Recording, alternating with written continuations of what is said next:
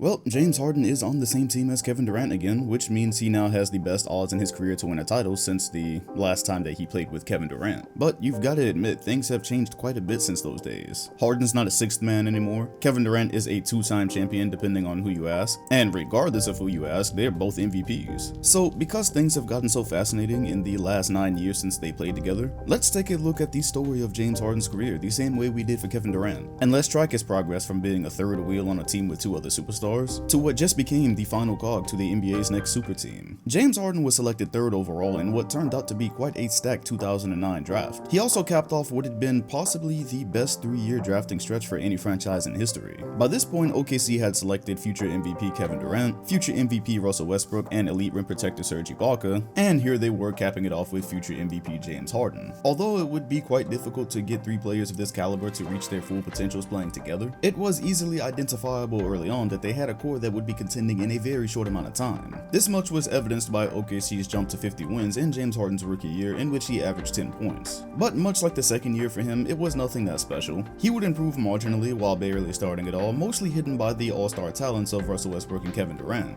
However, that would all change by his third year in the league, which was 2012, where OKC would run into a fortunate issue to have. These core 3 players were getting a little bit too good to contain in a small market. By this point, despite only starting twice, Harden's minutes per game were up to 31, and he was averaging 17 points on 50% shooting. Combined with OKC now being one of the best in the West, this was good enough for 6 Man of the Year honors. So with the Thunder having 4 players that were this good and this young, on the basketball side things were fantastic. On the business side, not so much. Russell Westbrook was already the team's designated player that year because they'd extended him off of his rookie contract for a max of 5 years. They were only allowed to do that for 1 player at the time. Meanwhile, Harden and Ibaka's contract extension talks were coming up, and they were due to hit the restricted free agency market in the summer of 2013. Restricted meaning, yes, OKC could keep them both, but they would have to match whatever contract offers they got from other teams to do so. In that scenario, OKC would be facing an astronomical price tag for 4 players, and they'd eventually dip into the luxury tax. Well, if a team is in Los Angeles or New York, that's not really a problem, but in Oklahoma City, that just wasn't gonna happen.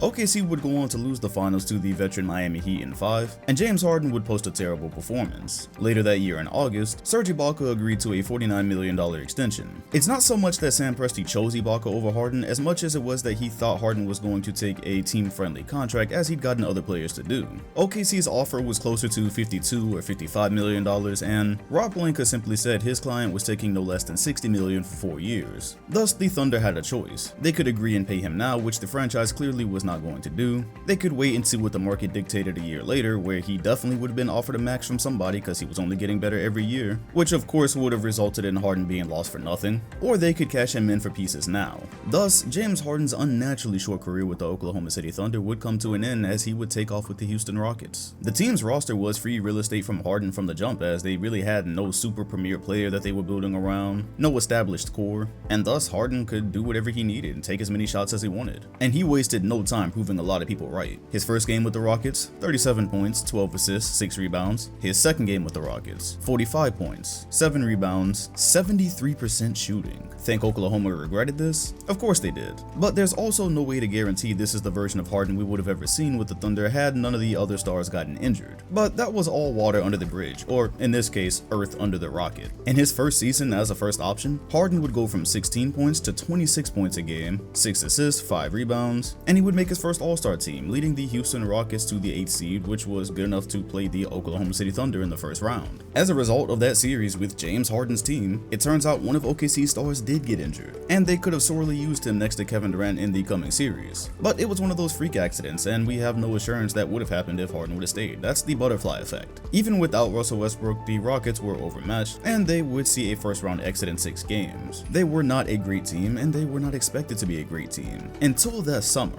A certain disgruntled all-star center named Dwight Howard was disgruntled for the 2nd straight year with his squad. After a less than graceful exit from the Orlando Magic, a year full of injuries and chemistry problems were leading to an unexpected, but still less than graceful exit from the Los Angeles Lakers. There were plenty of options and suitors for Howard's services, but it was hard to ignore the fit with the Houston Rockets, and it truly felt like the most obvious destination from the start. Howard would ink a deal with the Rockets, immediately upping their stature, but it's important to remember this was no longer prime Dwight Howard. Howard. This was not Orlando Magic Dwight Howard. That version of himself didn't even make it to the Lakers. However, joining forces with a star guard that could facilitate and a couple of shooters, the Rockets were expected to be a problem at some point. Harden would post another typical Harden year, and Dwight Howard would even do well, averaging a double-double. And when it was all said and done, the Rockets had improved to 54 wins, which, get this, was tied with the Eastern Conference champion Miami Heat that year. The Rockets had a good enough record to be second in the East that year, but playing in the West they were fifth, and trapped into a first-round tango with the also 54-28 Portland Trail Blazers. Despite falling down 3-1 in the series, it was competitive from start to finish, and the Rockets came mere moments away from sending it back to Houston for Game 7. That's just about the time that Lillard time was officially created. There's no telling how far Harden could have taken the Rockets had they have made it out of the first round, but they would have had a date with the eventual champion 62-win San Antonio Spurs, and if they somehow survived that, they would have ran into a finally healthy Oklahoma City Thunder team. Long story short, Harden had Houston in a good place, but being in the Western Conference, he did not have them in a championship place. That pretty much only got worse in the 2015 season. James Harden was now averaging a career high in points, rebounds, and assists. Those numbers came out to 27, 7, and 6. Factored in with also pushing the Houston Rockets to a tie for second seed in the Western Conference, improving to 56 wins, this was good enough for second place in MVP voting, second to only Steph Curry there, and second to the Golden State Warriors, who'd won 67 games in the standings. That would start a trend, and as if that weren't bad enough, including the Rockets, there were a total of 4 teams that could be seen realistically winning the championship, just in the Western Conference alone. If you even reached a bit, you could possibly get to around 5 or 6. And finally, every Western team to make it to the playoffs won 50 games. Reaching the finals for anybody not named the Warriors out of that conference was supposed to be a hellish journey, and that reared its head in just the second round where the Rockets were forced to play the Clippers, who had an identical record. Both of these squads were near 60 wins. For the second straight year, they would fall down 3-1, only this time they were playing the Clippers. And spurred by an explosion from Josh Smith, a comeback would be propelled and the Rockets would make it to the conference finals. It's important not to allow numbers to eclipse history though. From a matchup standpoint, the Clippers were definitely seen as the bigger threat to the Warriors, especially after having knocked off the champion San Antonio Spurs. After being competitive for the first 2 matchups, one in which James Harden would fail to get off a last-second shot, the Rockets would only manage 1 game, and the Warriors would start a long tradition of using them as a stepping stone to the NBA Finals. In hindsight, the 2016 season is fascinating because there's a lot of revisionist history. Looking back and just letting the numbers tell it, people paint James Harden as somewhat of a hero, some even saying he deserved the MVP because of the fact that he even got that Rockets team to the playoffs. If you don't remember, amongst other issues, Dwight Howard revealed that in the 2015 postseason, he was playing with a torn MCL. This slowed him down at the beginning of the 16 season, it slowed him down the rest of the season, and it was pretty much the end of him being seen as the star on a contending team. However, James Harden also sprained his ankle during the offseason, which caused him to come into camp and the start of this season overweight. Being out of shape as he was, the Rockets got off to a terrible start, and these are the game logs. Through those first 12 games, he shot 37% and 26% from 3. He was horrific, the Rockets were horrific, that Ty Lawson signing, which seemed like it was going to be a great thing, didn't even get close to working out, and Kevin McHale got fired. However, by the time that season wrapped up, Harden was still able to average a career high in points at 29, a career high in assists at 7.5, and also a career high in rebounds at 6. He played all 82 games, he posted the highest minutes per game total of his career at 38, and he snuck the Rockets into the playoffs at an 8th seed with a 500 record. This while Trevor Ariza was the second leading scorer on the team throughout the season. Did he deserve to come 9th in MVP voting that year behind a Draymond Green? Probably not. Did he deserve to win it over Steph Curry? Absolutely not. In any case, from that slow start, the Rockets were never taken seriously in 2016, and they even got to play the Warriors in the first round without Steph Curry because he tweaked his ankle in the very first game. They were still gentlemen swept. Houston was on their way into a new era, one without an established second star like Dwight Howard as he would move on, and a team that would completely focus on James Harden as its centerpiece of contention. Not just a centerpiece of a team that was headed towards the lottery or just trying to stay afloat. No, a team that somehow looked like it might shock and awe. Of course, if the Kevin Durant Warriors didn't exist. The Houston Rockets would hire Mike D'Antoni and James Harden's career would forever be changed. No more mid-range shots, very little variation. James Harden, the former shooting guard turned point guard, totally surrounded by shooters and creating every opportunity for the team, pounding the ball on the ground on ISO, and if help wasn't going to come, he was gonna score. If help did come, someone would be open. If he drove in help game, he was throwing a lob to the rim. This was more or less how James James Harden would go on to average a career high and league-leading 11 assists per game. The second highest scorer on the team, his right-hand man, would be Eric Gordon, and the squad would play virtually no defense. However, that was a Mike D'Antoni game plan if we'd ever seen one, and it led the Rockets to 55 wins behind only the San Antonio Spurs and the Golden State Warriors, who were both juggernauts that year. They were also the only contenders in the conference. The Rockets with that roster and that brand of defense could absolutely not compete with the Warriors, and they wouldn't beat the Spurs either. A much bigger story for them that year than title hunting was the MVP race. It so happened to be between him and a former teammate, Russell Westbrook. Russ had been abandoned by his former partner for the team that beat them in the conference finals after holding a 3-1 lead, and it left them with a roster that seemed lottery bound. The Rockets were also not supposed to be that good, but the roster at least fit Harden's playing style. So despite Harden taking what was not a very talented team further than Westbrook, while nearly averaging a triple-double, Russ actually did average a triple-double, and he got what was again a lottery expected team to nearly 50 wins and a 6th seed. Who really deserved it will forever be debated, but on top of what Westbrook did on the court, he also had the perfect story to win the MVP award, and he did. 888 points to Harden's 753.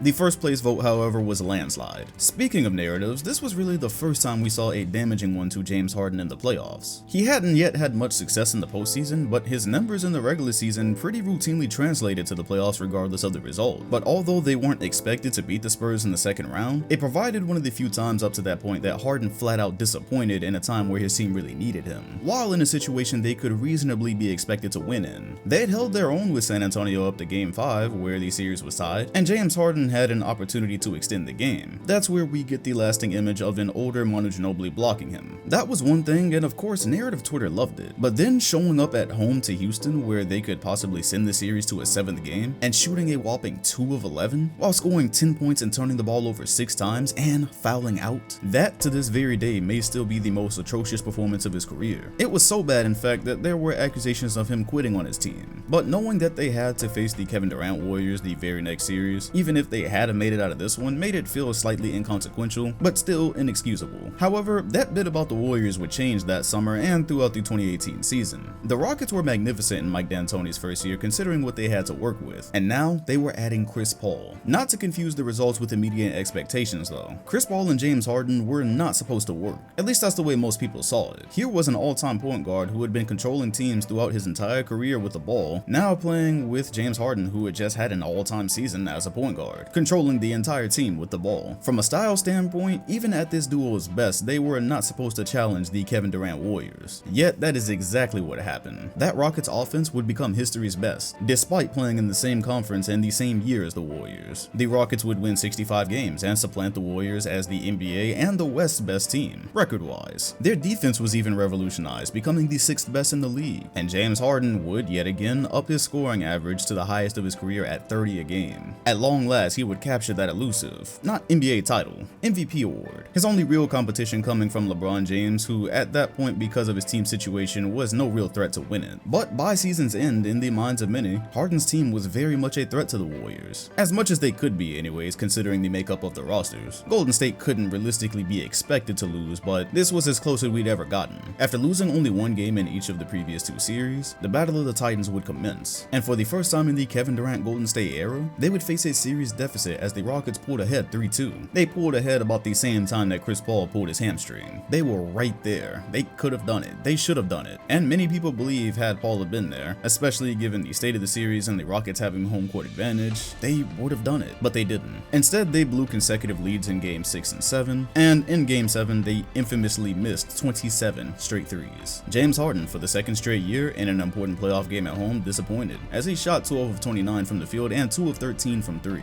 combined with 5 turnovers, and even despite missing Chris Paul, the playoff choker narrative was taking a full grip, and the grip that the Warriors held over the league didn't seem to be letting up anytime soon. The second season of Chris Paul was not as great, even from the start when he wasn't injured, but that did happen, and he wound up only playing 58 games, which forced most of the load on James Harden. He would respond by, again, posting the highest scoring average of his career, 36 points a game. And because even with the absence of Chris Paul, who'd been so important to the progression, he was still able to lead the Rockets to 53 wins, which tied them for 3rd in the West, Harden supporters believed his performance was the best and he deserved a 2nd MVP trophy. A 2nd straight at that. However, with the pace that Giannis was playing at and the pace that his team was on, once again it was pretty obvious where it was going. People rarely ever win back-to-back MVPs if their team is not as rosy and great as it was the year before. He would once again finish 2nd in voting, everything, but their seeding was lower, meaning they were destined for a match with the Warriors, a rematch that is, in the second round. Despite the Warriors' chemistry struggles that year, there wasn't a soul on the planet that believed they would be losing to the Rockets that soon, or to anybody for that matter, yet it got dangerously close to that outcome. Kevin Durant would suffer a fairly ominous injury that appeared to be an Achilles, but was allegedly a calf.